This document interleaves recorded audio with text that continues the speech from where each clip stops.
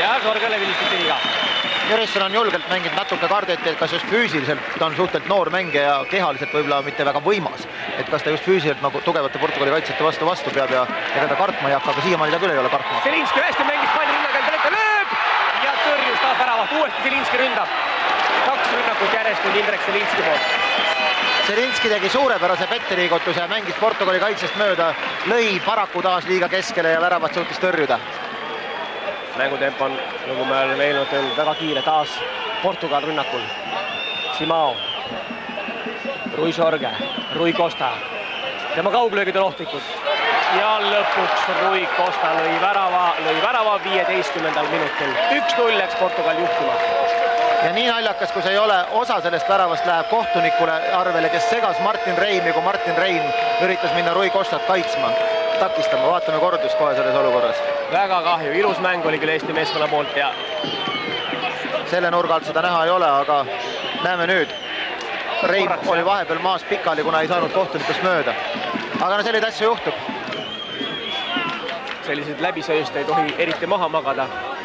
Need võivad väga ohtlikult lõppeda. Esimesel poolel oli ka üks selline sööt kaitsjate taha, pikk sööt, mis Lemsalu oli valesti positsiooni valinud ja läks üle tema pea, aga ta siiski viimasel hetkel jõudis jala vahele ja pall läks nurgalööki. No vaatame, see võib kriitiline hetk praegu Eesti meeskonnal olla. Luis Figo on palli juures.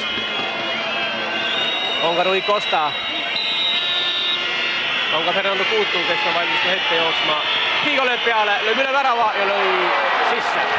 Meie kahjuks Luis Figo lõi Portugali teise värava kohe teise poole alguses, nii et 2-0 on Portugal läinud Eesti meeskonna vastu juhtima ja värava autoriks on ei keegi muu kui Luis Figo, maailma kõige kallim mängija ja talle on see Portugali koondise eest juba 17. värav. Väga täpne löök üle müüri. Samas muidugi, ma ütlen, Mart Poom on parematel päevadel ka raskemaid palle välja toonud. Luis Figo taas palli juures. Kahemehelise seina ehitavad eestlased, paremale pool siis Zelinski, kõrval Terehov. Ja peaga lõid portugalased värava ja selleks meheks oli saab Pintu. 3-0 Portugal juba juhib. Seekord siis Eesti kaitse suhteliselt lootusetult laskis saab Pintu 5-6 meetrilt lööma ja nii, kui nii lähedalt pääsetakse rahulikult peale lööma, siis on tulemus teada. Ja see mõttetult ära antud karistuslöök sai väga saatuslikuks. Kahjuks küll. Nii ta on. Samas oleks võinud ka Poom võib-olla sellele pallile minna, see ei olnud nii kaugel, kuigi sööderdus oli terava, hakkas ka minema, aga ei julgenud lõpuni minna. Ja kaitse laseb ikkagi liiga vabalt löögile. Gerhard Terehov senderdab, ei jõudnud pall Haavistule, küll aga teenivad eestlased oma 3. nurgalöögi. Lühikese aega on eestlased saanud 3 nurgalöögi nüüd järjest. 4 tuleb neid kokku Portugalile. Nurgalöökidega oleme peaaegu tasakaaluni jõudmas. Väravatega on olukord palju halvem. Kahjuks. Palju halvem.